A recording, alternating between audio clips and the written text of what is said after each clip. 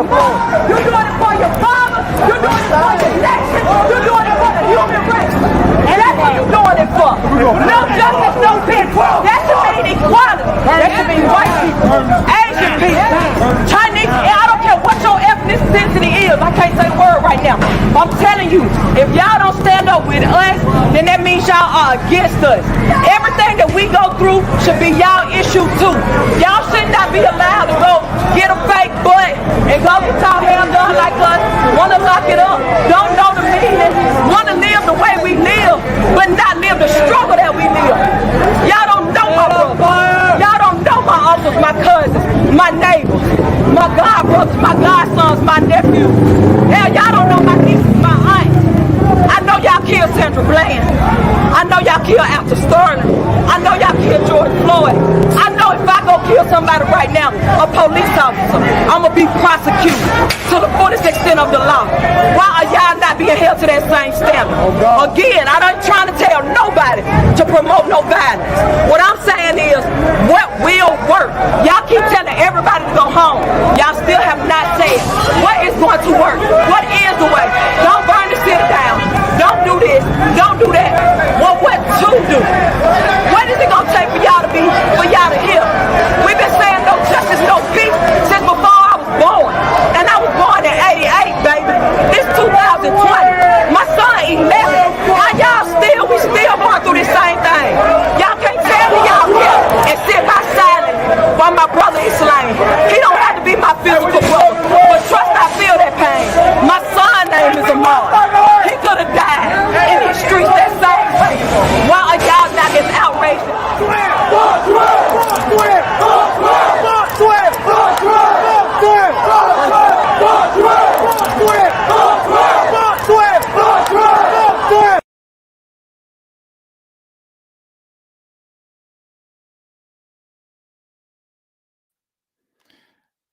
Good morning, everyone. I come to you live with a special edition of the Motivation for the Nation story. Today is, as you've already noticed, across the world has had a great deal of unrest as a result of what has been happening in America. This is an issue that is at the heart of the media, is at the heart of many people. It's on everybody's timeline. Just in case you don't know what has been happening, I'm just going to give you a quick backdrop of what's been happening. George Floyd, 46-year-old man, died after being arrested for being arrested outside a shop in Minneapolis, in Minnesota. And footage of the arrests on the 25th of May shows a white police officer, Derek Chauvin, kneeling on Mr. Floyd's neck while he was pinned to the floor. Mr. Chauvin, 44, has since been charged with murder, so some level of punishment has taken place there. The key events that led to Mr. Floyd's death happened within just a space of about 30 minutes.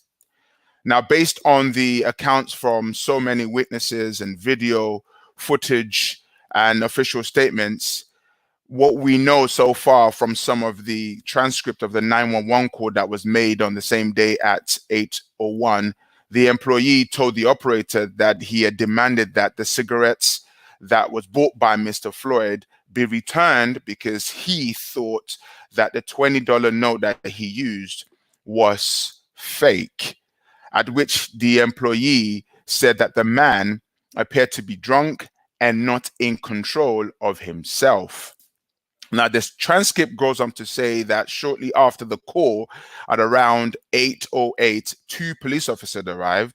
Mr. Floyd was sitting with two other people in a car parked around the corner. So he was still around the vicinity, a place where he often shops. Now, after approaching the car, one of the officers, Thomas Lane, pulled out his gun and ordered Mr. Floyd to show his hands. In an account of the incident, prosecutors do not explain why Mr. Lane thought it was necessary to draw his gun. So you can see the story so far. It's good to get a context about what's happening. Now, Mr. Lane Prosecutor said, put his hands on Mr. Floyd and pulled him to the ground. Then Mr. Floyd actively resisted being handcuffed initially. Now, what we need to understand about this whole scenario is there's 4 officers. Now, once Mr. Floyd was handcuffed, he became compliant. Mr. Lane explained that he was being arrested for passing counterfeit currency. So he was compliant. If you see some of the videos online, you see. It was when officer tried to put Mr. Floyd in their squad car that a struggle ensued. Around 8:14, Mr. Floyd stiffened up, fell to the ground, and told the officer he was claustrophobic. According to the reports, Mr. Chauvin arrived at the scene later. He and other officers were involved in further attempts to put Mr. Floyd in the police car. Now, there are videos of this circulating already online. Now, during this attempt, at around 8:19, Mr. Chauvin pulled Mr. Floyd out of the passenger side, causing him to fall to the ground. Now, the reports say, so there's many reports, but the actual report says he lay there face down, still in handcuffs. That's when witnesses started to film Mr. Floyd, who appeared to be in a distressed state. Now, these moments are captured on YouTube. I'm sure you've already seen it on multiple mobiles and multiple social media platforms that have been shared across the world. And this was the very last moment of Mr. Floyd. Now, today I have with me, this is Motivation for the Nation, and I'm all about happiness. And anything that gets in the way of our happiness, I need to really address, because this is a distressing moment. I watched the video myself. I had just finished doing my live show. I went upstairs and my wife was fixated on the phone and she said, this is really sad. I looked at the video. All I watched was the first 40 seconds and that was it. I didn't want to watch any more. The fact that I knew that he had passed away and you were about to show me how someone's last breath was taken, I didn't want to do any of that because I really believe that we have to be very sensitive as to what we take in. Otherwise, bitterness and anger will ensue. I have with me 5 amazing individuals who are young, talented individuals who I want to pretty much get their view on this whole scenario. Today is all about how to deal with hate and hurt. Hate and hurt you will experience. But how do we begin to deal with it? Our children have witnessed this. Our children will hear about these stories. Our children will share. They're not hidden from all of this. They're going to see it. But my vision for this show today is to help you, the viewer, learn how to deal with hurt and pain effectively. This is not just a George Floyd situation. This is a situation that has been going on for decades upon decades upon decades. And today we're going to have the view of some amazing people. So first and foremost, we're going to bring on, let's just bring everybody on and we can introduce, actually we'll bring on them one by one and they'll introduce themselves and then we'll get into our panel discussion. So first and foremost, I'll bring on, if you can bring on our Vanessa, who could just introduce herself and what she does, and then we'll keep doing that, okay? So first up, Vanessa. Hi, Vanessa, how you doing? Hi, Jackson. I'm good, thank you. How are you? I'm very well, thank you. Can you tell your viewers who you are and what you do? So I'm Vanessa, I'm 23 years old, and I'm currently a social media marketing manager. Excellent, wonderful. Next up, we have Camilla Mukungu, who's also joining us from Northwest London. Hi. Hi, how are you doing, Camilla? I'm good, thank you. How are you? I'm very well, thank you. So I'm getting the feedback. Why am I getting the feedback? I think I'm getting the feedback with. Okay, thirdly, we have Issy. Let's bring on, is it Izzy, I believe. Hi, Medea, how are you doing? Fine, thank you. Excellent. Who are you and what do you do? I'm Izzy, I'm 23, and I've just trained as a chef. Trained as a chef. I love that. And next up, we also have with us on the show today, I'll call him the Right Honorable Winston. Let's bring on Winston. Hi, Winston, how you doing? Hey Jackson, how you doing, my brother? Yes, I'm doing superb. Can you tell our viewers who you are and what you do? Yeah, my name is Winston. I'm actually a motivational speaker as well, so this is a great topic for me to share. Excellent. And then we've got Shalini on the show as well. Let's bring on Shalini. How you doing? Hi, I'm good, thank you. Excellent, excellent. Let's bring on Camilla. We just have to mute her mic so that the feedback is not there. So we have a balanced screen. So guys, I've got a couple of questions about the scenario that we have today. It's an amazing, interesting scenario in terms of life, in terms of what we've been talking about. I think one thing we're going to look at is, first and foremost, one word answer to your thoughts about what's been happening. I'll go in the order that I've introduced you. What's your one thought response? Starting with Vanessa, Izzy, Camilla, Shalini, and then Winston. My one word response would probably be hurt. Okay. Yeah. And Izzy? I think for me, despair. Despair. Okay, these are some powerful words. Camilla? Tired. Shalini? I'd say ashamed and sad, really. Okay. Winston? Overwhelming. Overwhelming. Wow. Okay. These are key words that you've used, and I think it's so important because words express how we feel. You know, when I saw it, the 7-minute, have you all watched the 7-minute video or the 8-minute video, whatever the video is? You haven't. I couldn't get through it. No. You couldn't get through it. Well, I couldn't get through it either. Today, the title of today's show is How to Deal with Hate and Hurt. Now, there's no doubt that this is obviously bad. It's heartbreaking. But my thing is this. I'm going to throw out a couple of questions out there. And I want you guys to help me with this. What effect has this had on you personally? And we have a diverse panel here. What effect has this had on you as a panel? I'll start with you, Shalini.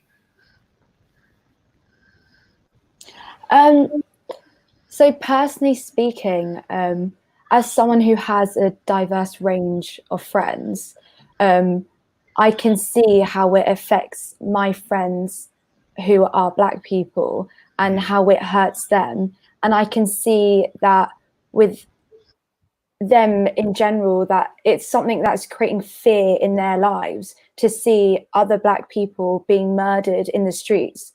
It's not okay. So for me, that's why I feel ashamed to think that I live in a world where my fellow friends are afraid to be able to just walk in the streets.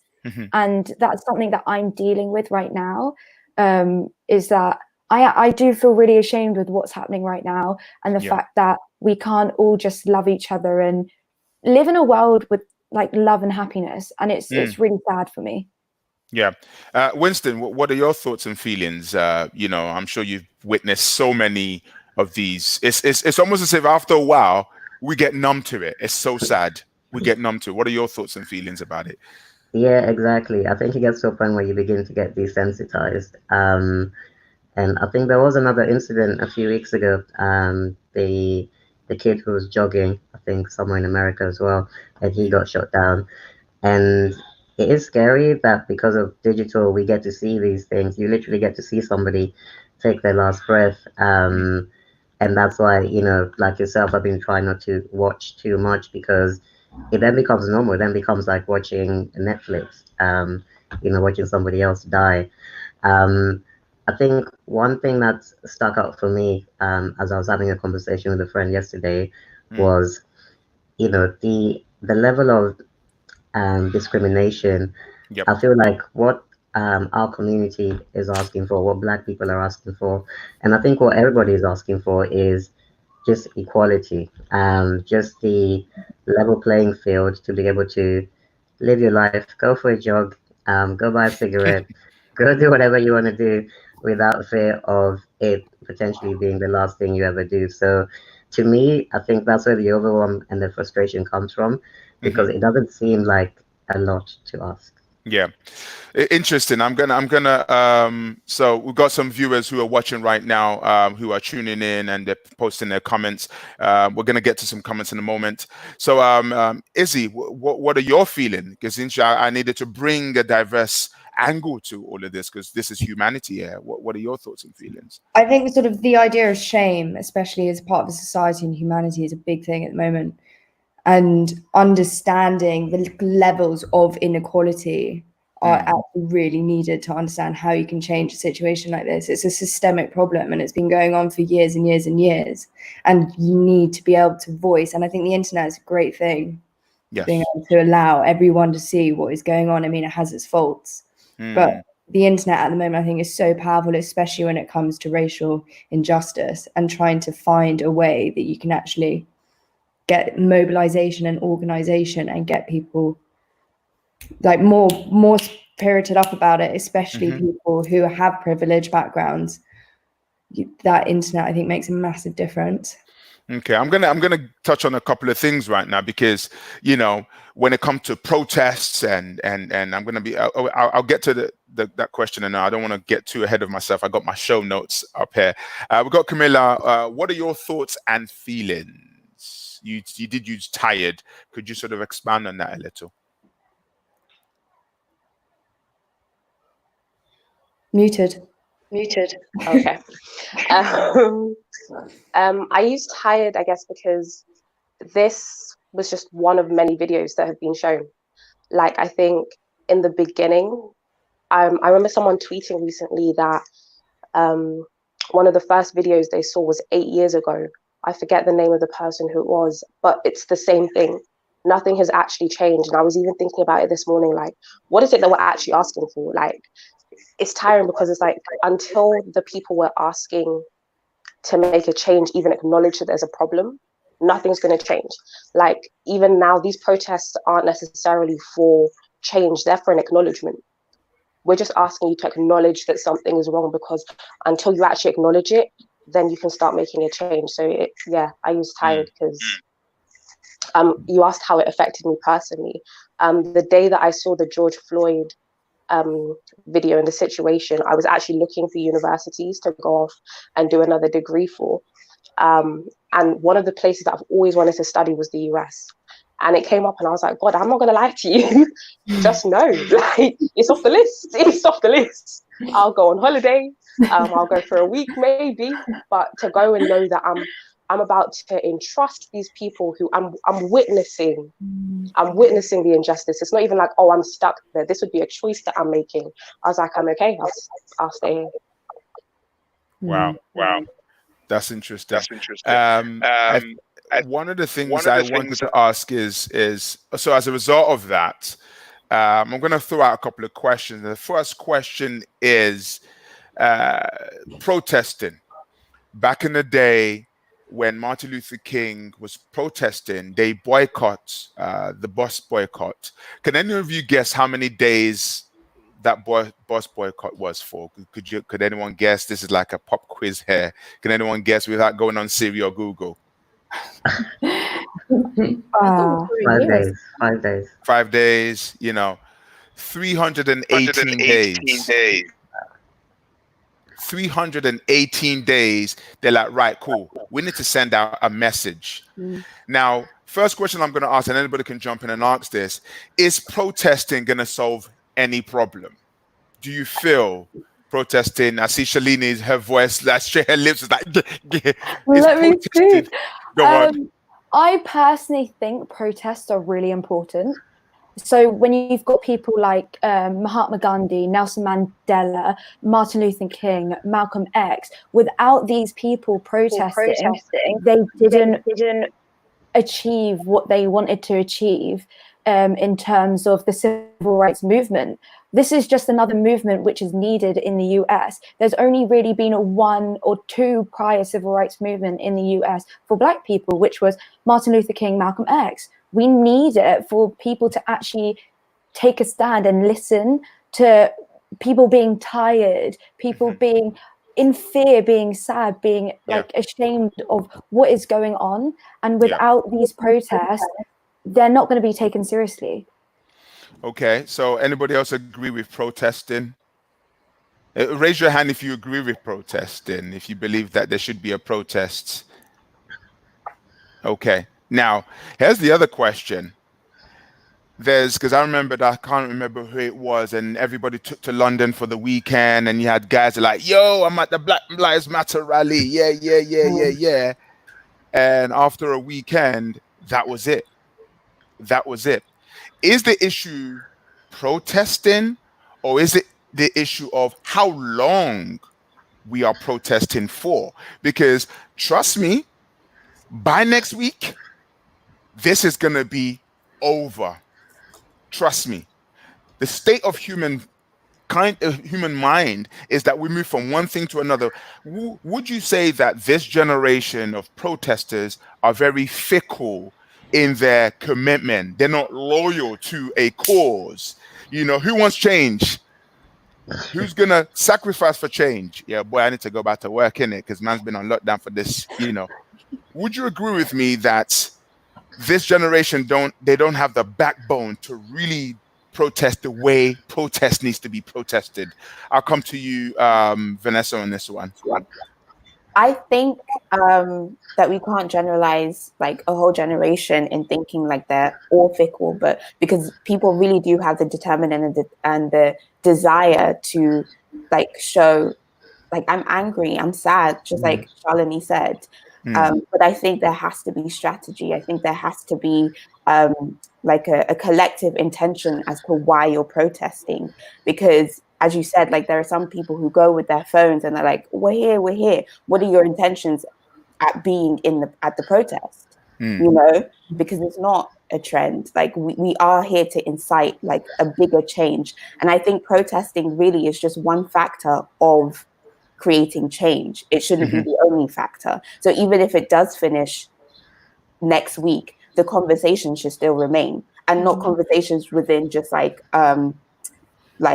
just one generation, like between our friends or our Black friends or our white friends, but it should be through different generations, our older uncles and aunties, or you know, Indian friends. Like Shalini and I and Camilla, we had conversations about this together because we wanted to know how are we feeling? What do you guys think about the situation? You know, so I think protesting is a great way, but it's not the only way. Yeah, but we've been talking and we've been protesting for hundreds and hundreds of years. As in, like, you know, let's talk from the civil rights movement. You know, we've been protesting, we've been out there, we've been, you know. Well, here's the thing: there's protesting, and some said, you know what? Forget silent protest now. We need to burn ish down. We need to start burning things down. We might bring on some comments here. We've got Durkin Lamsey, who's been commenting furiously from the beginning of the show. He says, express it, call it racism, and don't feel hold back.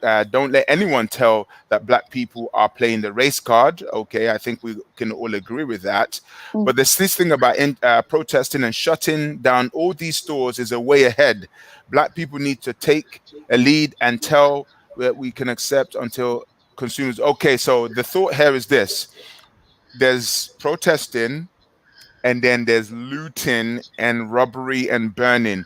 Would you say that's the way? Because some might say, well, we've done the peaceful kumbaya protesting where we've lied down on the floor and we say, but now no one's listening, so we need to, like, it's getting physical now. What are your thoughts on that?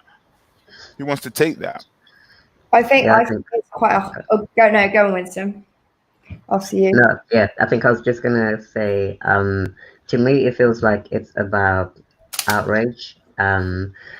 And so I think we all agree that when there's a massive injustice in the world, like with the George Floyd situation, that it is right to be outraged. And I think most reasonable people from any community will accept that. But I also think that outrage needs to be sustainable. So, so I mean, if you're going to focus all your outrage on just burning and looting, then in the end, we're just going to end up with either no schools, no churches, no hospitals, nothing. So that's not sustainable. So it needs to be tackled, yes, from the bottom up, but also from the top down. So I work with companies, and I'm fortunate that I get to speak to CEOs all the time. So those conversations are important in shaping that top-down conversation. But then at the grassroots level, we still need to keep pushing. We still need to do stuff within the community so that we have those two streams of work happening at the same time. So, I mean, it's quite interesting. I mean, some might say kind of looting and well, some are focusing the energy on looting and those who are robbing, and they say, listen, you're not getting it. You're not getting it. I'm going to come to you, Izzy, because some might say, you know what? I've heard a lot of talks on white privilege and all of this, that, you know, you lot don't get how we feel. You will never get how we feel. You know, talk to us from that angle, in terms of that, the people who have that view. I think it's hard to understand. I will never be able to understand what you go through every single day just from the color of your skin, and I get that. But not being able to understand and not being able to sympathize and not being able to talk about a situation, I think, is where the issue lies. You have to be able to always have a conversation about something, no matter the color of your skin. But I also want to say a bit about sort of the protesting. I think it's really hard if you've got a president like Trump who incites violence and threats on a daily basis over a Twitter account. How can the justifications for violence in a country like America is so, like, it goes either way every time. And I don't think Trump has a massive, and I mean, there's no surprise that people are outside protesting outside of the White House and police are going down and storming them away. And it's like, that is in itself one of the biggest issues. And I think it's got to a point now, 4 years into his campaign and the presidency, and people have gone, actually, no, especially with pandemic and everything that's going on. And I think there is no violence and fear they're always connected. Yeah. And I think looting and robbery is never going to be a way that's sustainable, like Winston said. But some might say that, well, it's the only way we can get attention. So yeah. let's burn the place down. Of course, everybody that protests have their own intention, but some might argue that, well, you know what? As Malcolm X would say, by any means necessary. You know, some might say that. You know, Camilla, let me come to you. What are your thoughts on those who say, listen, we got to do what we need to do to get everybody to pay attention to us? I think I struggle. So I'm in two mindsets, because I understand the basis of the looting is wrong and the burning things down is wrong.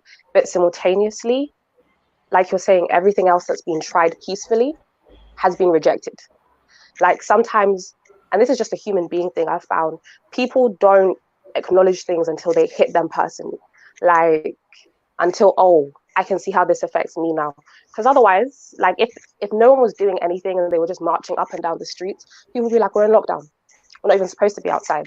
Like, let me close my windows, let me pretend it's not happening. So I think, though I don't endorse it, I can understand the reasoning behind it. Because if you can't, and I've seen people ask this question, if you can't physically tell me what is it that I have to do in a peaceful way to get your attention, to get you to make a change, then I can only work with what I've seen work in history. If you could give me a list of examples where people protested peacefully and there wasn't the destruction of things and there wasn't people dying as bystanders or just as collateral, then I would go for that. Obviously, we're not trying to get people killed, but you haven't been able to give me examples where you're willing to move with a peaceful manner. One guy decided, I can never pronounce his surname, but the footballer, Colin Kaepernick. Thank you, bless you. He decided, let me kneel.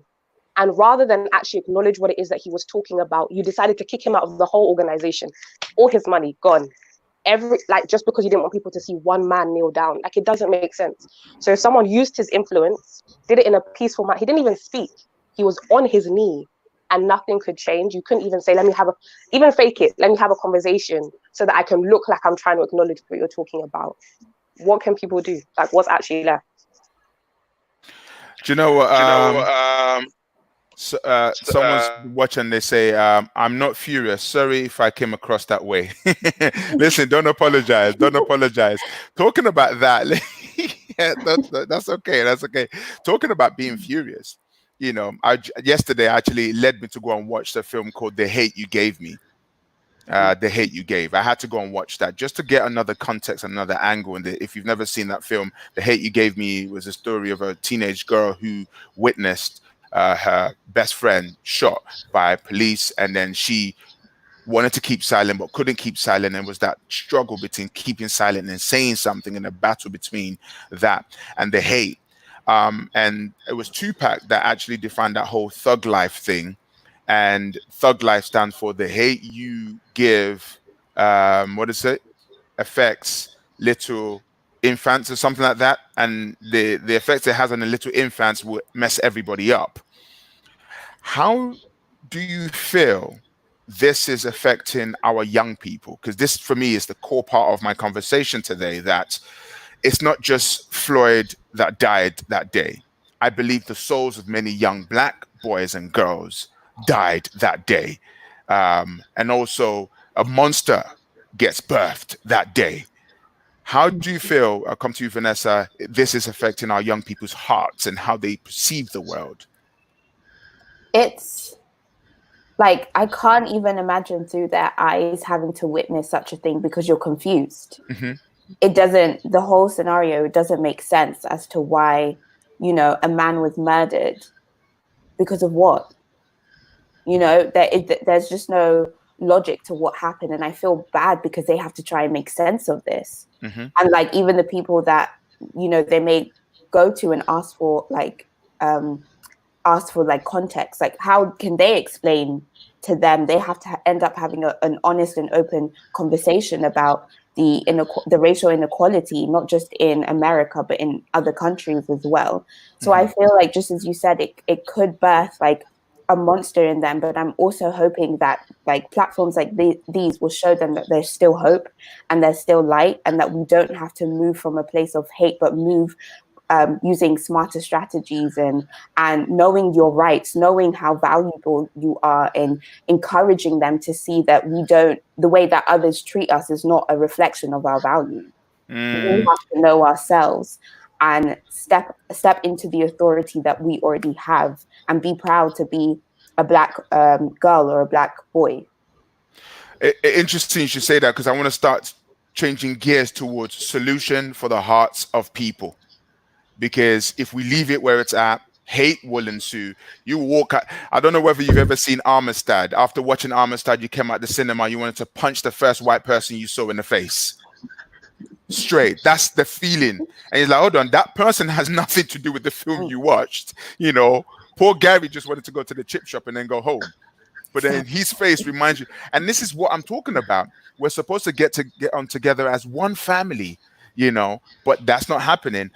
Demi is on the line. We've got Demi has put up a comment from Demi. Demi says it's very overwhelming for me personally. It's just not right. And we all need to do better to prevent this from getting any worse than it is already. And I think the best way to do that is to start moving to a solution.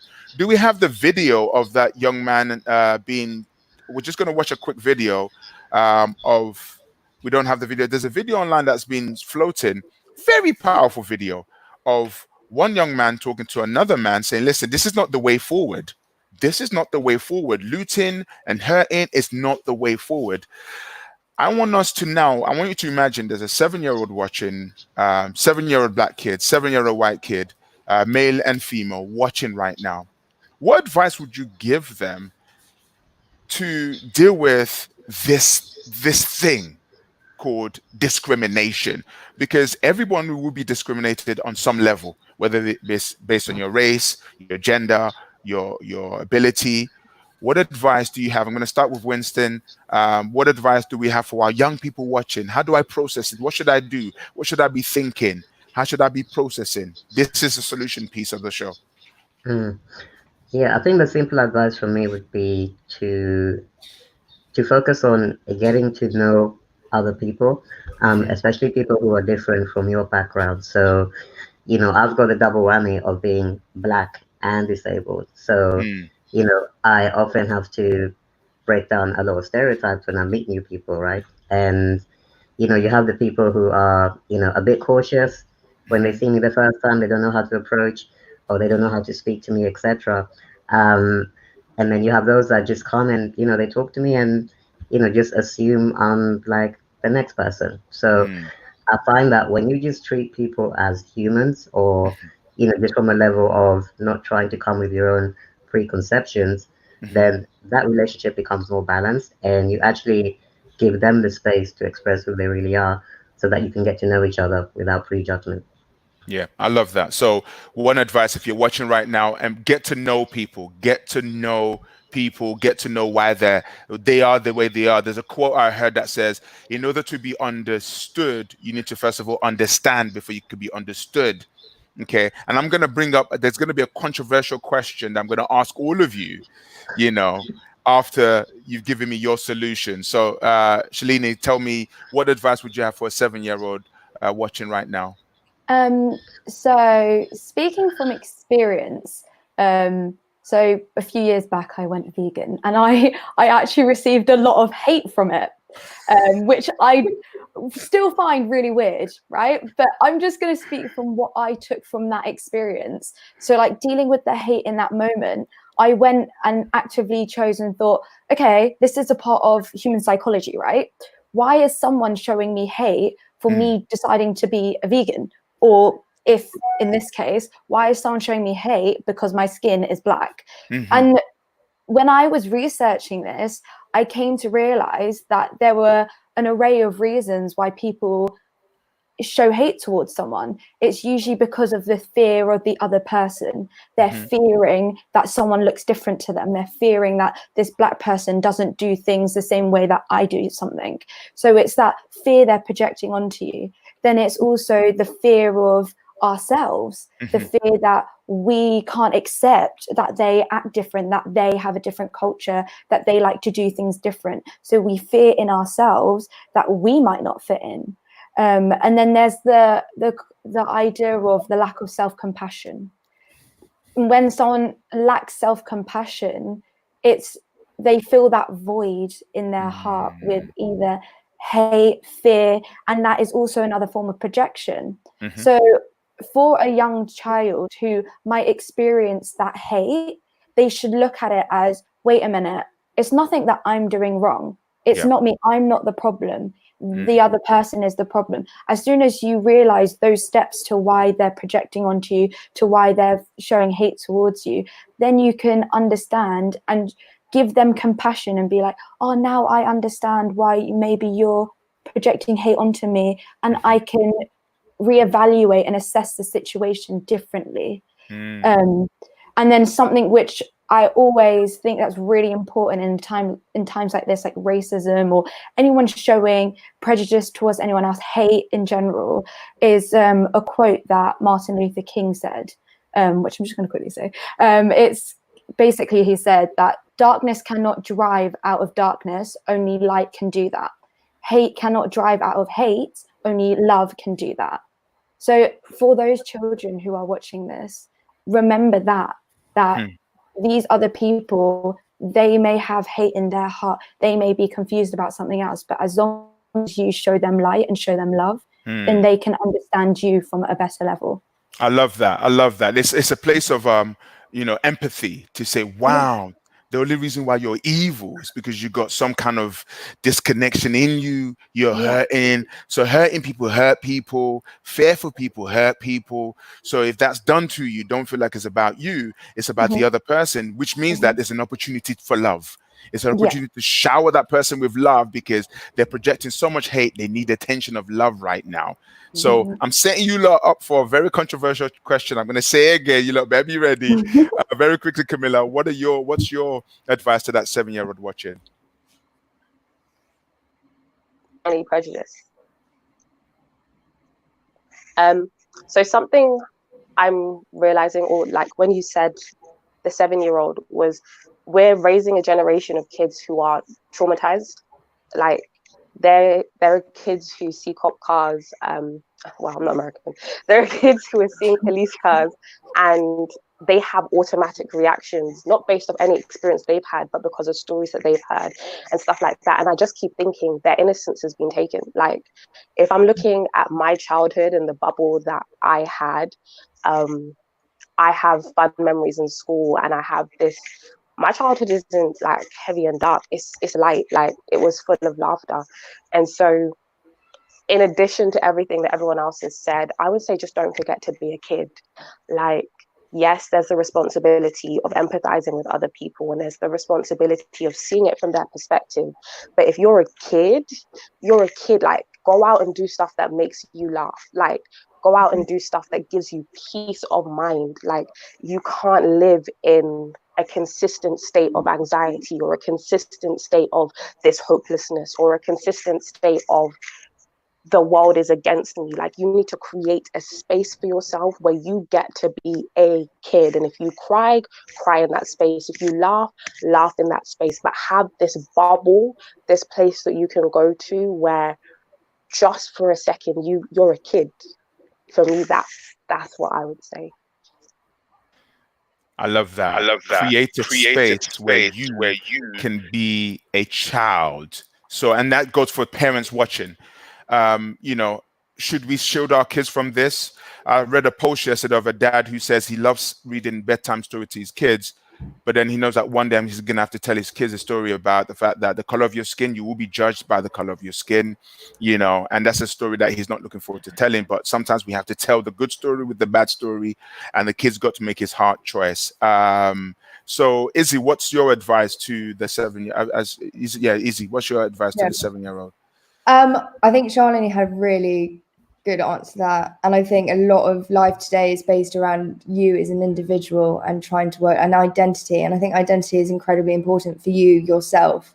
But identity has come to a point now where it's too much into society and who identifies as what. And if you are constantly thinking about you as an individual, you can't come together as humanity and society as a whole. And I think trying to understand that we are all the same, and we may be different in our cultural ways or in the way that we appear, but that does not come down to the point that we all want to have the rights and we all want to be happy. And I think trying to understand that is really important. Lovely. Vanessa? It may seem a bit heavy, but honestly, knowledge is power. I think, I don't want a 7-year-old to be like, oh, why is this happening? It's so random. But it's not, because history affects the present. So I think in the most palatable way is educating themselves of the history of people who look like them, who came to America or came to Britain, so that they will understand like why things are the way they are. But simultaneously, I think something you touched upon, Jackson, is like about the dad who reads the story time to his child. There are many resources and books that really elevate Black children to see their worth and to see how amazing that they are. So being filled with that affirmation when they're younger, it won't be as detrimental when they see the reality of the world and the society they live in. I love that. That's amazing. Have I, Winston, you've given us your tip, haven't you? Yeah. Okay, watch this. So the quote, and I love the quote, darkness cannot drive out darkness. Only light can do that. Hate cannot drive out hate. Only love can do that. There was 3 things that I was looking at today that I thought would be a very powerful solution, which many people might say, you know what, forget it. Watch this, and it's a threefold. Forgiveness, punishment, and justice. Let's look at the meaning of forgiveness. Okay, it's a big one. Forgiveness is the release of resentment or anger. I'll let you hold on to that. Punishment is penalty for an offense. Justice is fairness, balance, and impartiality. I'm going to ask you a question now, and I was about to post this, and I'm going to post it later. If we're saying darkness should drive out darkness cannot drive out darkness, only light can do that. Hate cannot drive out hate, only love can do that. Some people have looked at that quote and said, you know what? I'm not Martin Luther King, bunda. I'm going to do what I need to do. You know what I mean? It's all good. Watch this. I posted a question today, and I had a picture of George Floyd and Derek Chauvin, the officer who knelt on George Floyd's neck, and I put 3 questions. And I want you to vote for me. If we're talking about light and darkness, just raise your hand if you agree. Should he be punished? Should Derek Chauvin be punished? Raise your hand. Should he be punished? Just raise your hand in agreement. Okay. The Kabbalah's looking at me thinking, what kind of stupid question is that? Well, don't worry, I'm building it up. Question 2. Should there be justice? Should there be justice? Yes. Next question. Should Derek Chauvin be forgiven?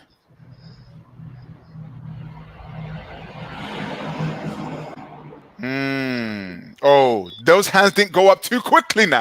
If you're watching the show, don't raise your hand because you're live on my show. Some of you hesitated with that forgiveness. It's like, he killed someone. Should he be forgiven? Let me see what people are saying out here. Are you saying 3 yeses? If the way you're going to answer this, don't tell me. You should say yes, yes, yes, or yes, yes, no. If you're yes, yes, no, then I know who you are. Tell yes, yes, yes, or yes, yes, no. I just want to know. Let me come to you, Issy. Issy was the last one. Her hands was like a slow mo. I thought there was a delay on the screen. Like she was like, I feel like justice is a big thing, and unless justice is served, resentment and anger are something I've always struggled with, and I like to get, and I'm quick to get rid of my anger, but there's something like I will always think about that moment. It will always be in my head. But I think unless justice is served in a situation like this, I don't know. I feel like forgiveness comes when justice is served. That makes sense. And I think it's such like. Oh, so we're saying justice is served when forgiveness comes when justice is served. Yeah. Now, if we all agree with the Martin Luther King quote, we are actually saying, because there's 3 things I really believe, and this is my opinion. I believe that there's 3 things that needs to happen in this order: forgiveness, fight, freedom. Forgiveness, fight, freedom. Forgiveness, fight. Let me tell you why. Forgiveness empties your heart of hate and resentment so that you can effectively fight, so that you can effectively be free. What's happening right now? This is difficult. Forgiveness is difficult for everyone. What do you mean? 400 years of slavery. I should forgive that? No, I'm gonna fight. When you're fighting, you got no energy to fight. But the second you let go of pain, and watch this, whenever you let go of pain, you're not saying that person is winning. You're saying, I'm ready to win now. When you let go, they say unforgiveness is like grabbing coal, throwing it at someone. You throw it at Derek, but you've been burned along the way. We're not saying that what Derek did was right. We're saying your heart needs to be right. And for you to be free, you need to fight and be forgiven. Now I'm going to come to Vanessa. I'm just throwing that out there, and everybody's faces are like, Vanessa, talk to me. No, I totally agree. I think even like the definition of forgiveness is release of resentment. It's not the other person that's releasing their resentment, it's myself. So I can't come out like, and in life, my heart is heavy constantly because of resentment. That doesn't make sense to me. So rather, I would forgive that person knowing that the forgiveness is twofold. It's for them and myself, because I'm trying to live my best life. I'm not going to lie. And then, as you said, we can fight with not clouded by our hate and our contentment and our animosity, and then we can have that freedom. So I think forgiveness is a very powerful tool, and people make it seem like it's weak when it's, as Izzy said, it's hard to do. Yeah. But when it's done, it's the most powerful thing ever. It is. I mean, all religions swear by it. And it's not really about the person, because you're like, justice, justice, justice, meaning throw him in jail. Well, I can throw him in jail. Exactly. Actually, I can burn him and his whole family. But guess what? You still have that capacity called, let me hold on to anger and bitterness. So I can burn down his own generation and every kid his children gives birth to, but that doesn't free you. And I think this is where the message of forgiveness is a very powerful thing. It is a process. It is a journey. It is something that we need to all take on in order to help us get to where we need to get to, And for everyone that's watching today, I would really encourage us to walk in love. I'm going to wrap up this interview piece with a quote that Martin Luther King, once again, the person who did it very effectively, might I say, kind of dropped in our spirit. And I loved it. I love this quote. And he said, "I have decided to stick with love. Hate is too great a burden to bear." I have decided to stick with love. And when I say love, love is not hunky-dory. Love is painful. If you look at the root word of love, it means long-suffering, meaning you don't deserve love. But you know what? I'm going to give it to you. Why? Because I am bigger, badder, better, and freer. But so long as I hold on to this, I'm dying on the inside every single day. I'm not saying this is going to happen tomorrow morning. I'm not saying what Derek did was right. I'm not saying what the KKK and all these negative people are doing are right. What I'm saying is this is about us. The only way to get rid of darkness is to shine light.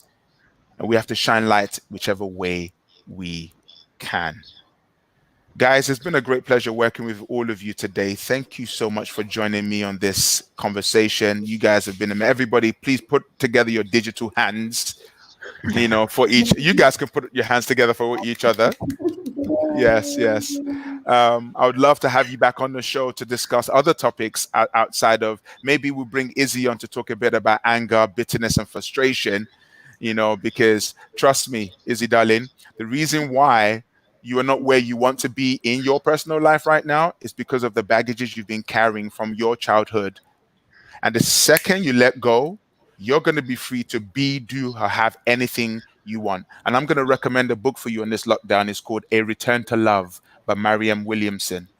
That book, that will heal you because you're such an intellectual, powerful young lady. You are destined for greatness, but the only thing you are carrying is excess baggage. And that is, pardon the French, it's effing you up. I'm saying this online for you to get the magnitude of what I'm trying to say.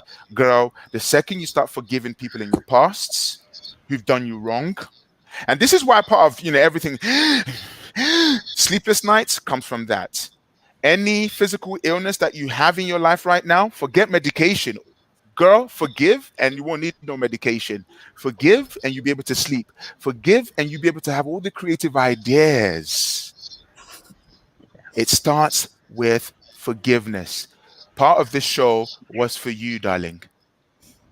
It was for you to get your healing. Because there is such greatness in you that the world is yet to see. You're going to pull together blacks, whites, Indians, Chinese with your greatness. But you can't pull them together if you're empty. It starts with love. It starts now. It starts with you. I'll try. No. You're not going to try.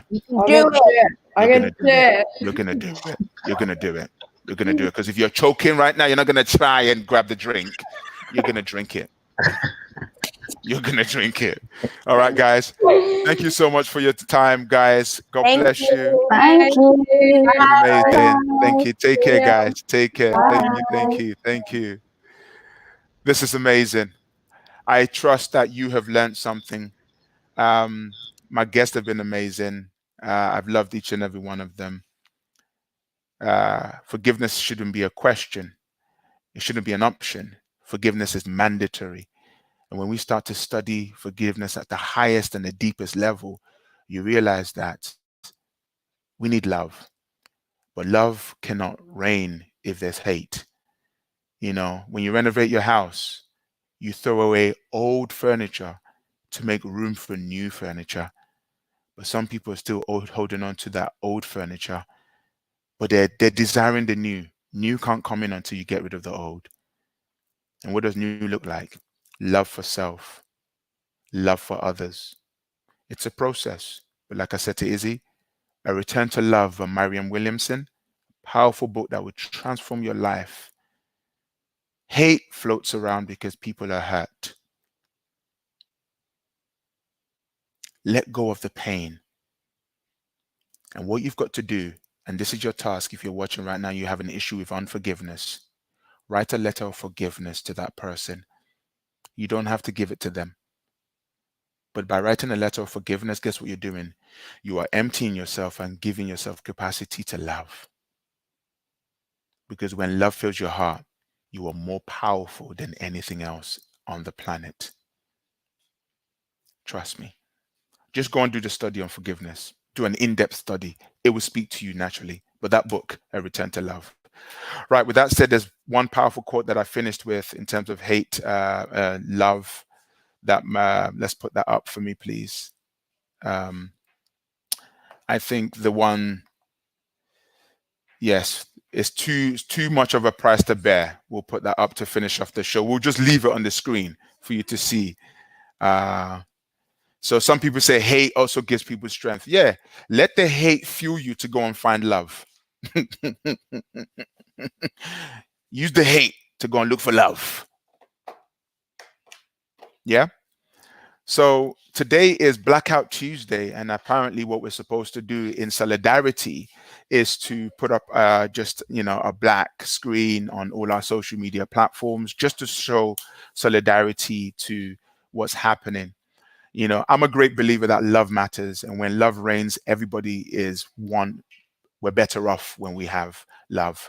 I want my daughter to be able to grow up in a world where we love one another, not hate one another. So let's just leave that quote on the screen that Martin Luther King said for people to just reflect on what we're talking about today. Thank you so much for joining me on this show. God bless you, and I'll see you nice and early tomorrow, 10 a.m. at Motivation for the Nation. My name is Action Jackson, the UK Ambassador for Happiness, saying thank you very much for watching. God bless you. Bye.